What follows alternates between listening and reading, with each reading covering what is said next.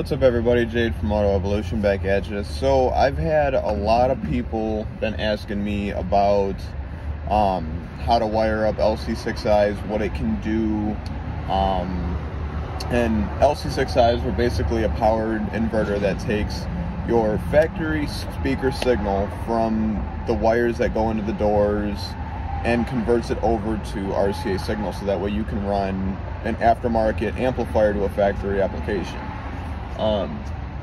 There's a lot of people that say, oh, well, you could just do an aftermarket radio, or you could just do this, or you do that. Well, yes, that's true.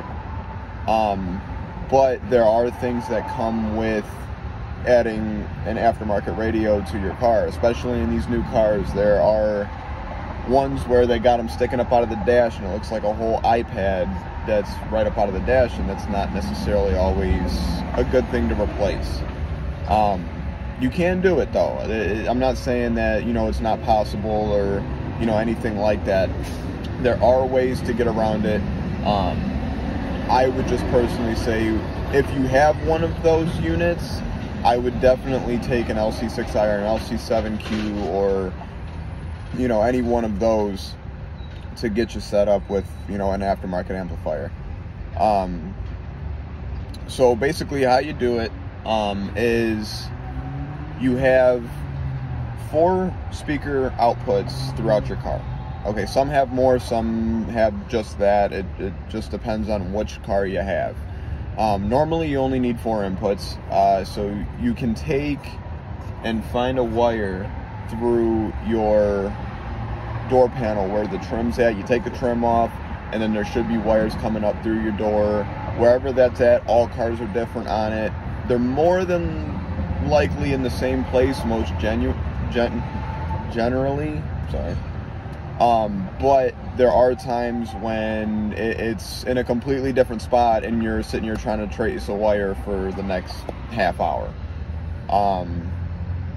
So what you do is, when you go and find that wire, now you got to make sure it's correct, because if it's not correct, you can cause way more damage than do good.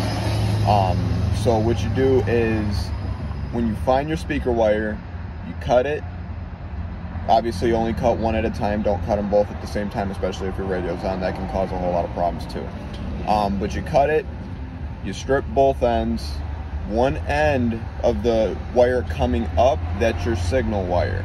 That's the wire that carries the signal to the speaker in order for it to play. Now, the wire that's coming up from the bottom, okay, you take that, strip it, put another wire to it, and run it to the back of your car or wherever you're mounting the LC6I. And that you do for 4 inputs, so that way you can fade between all 4 channels. So yeah, like I said, I mean, that's how you do it, and the most basic explanation that I could give at the moment. But there are different ways to do it. There are different powered inverters. There's a lot more options that, people look at, but that's what I'm here for. I'm here to answer all your questions and stuff like that. So I hope that helps some of my people who have been asking. As it sits right now, I mean, if you guys need any help or want anything installed, I'm your guy. So yeah, like I said, I mean, that's really it. One thing I do want to cover before I end it here is, also, there is a lot of people out there right now, and I've even experienced this for myself not even 24 hours ago. One of my customers that texted me last night said he wanted his car to just scream, just be loud and clean. That's what he wanted. And I'm gonna be honest, with how the audio prices are right now, it's kind of crazy. But there are ways. I mean, like I said, it's expensive either way. You're not really gonna get anything that's gonna be extremely stupid loud and clean for any real cheap price. Hertz Audio I heard some of their Milli Pro 6x9s in a truck that I did, and honestly, that off of a true 400 watt amp, them things were insane. They were loud as hell, and I'm going to show you a video here in a second of what those 6x9s sounded like. Obviously, it's camera quality, so it doesn't really bring out what it needs to. But yeah, so like I said, Hertz Audio, Audison, Sundown, JL is not necessarily going to get you loud, but it's going to get you very, very stupid clean. And depending on how your setup is, you can have different types or different ways to image the sound, and that will in and of itself increase your sound quality in your car by leaps and bounds. So yeah, like I said, I figured I'd just, let you guys know, throw some information out there for you. I've had a lot of people ask me those very specific questions, and that's been the dominant question from, what I've heard.